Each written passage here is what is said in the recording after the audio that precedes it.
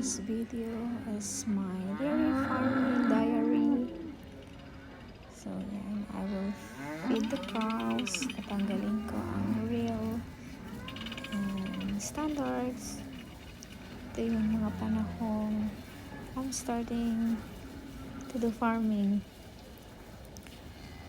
Ito yung mga panahong ang bigat ng real, ang bigat ng standard.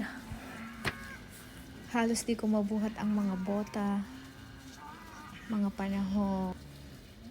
panahong ayoko ang ginagawa ko.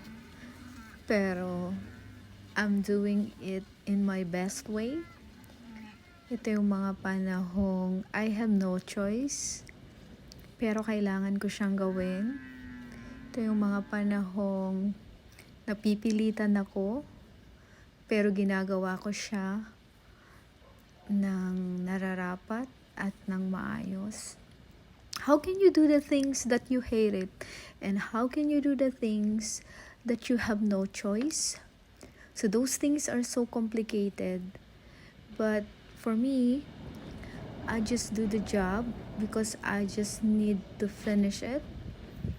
And this is the goal. And this is, I think, will help us for our future.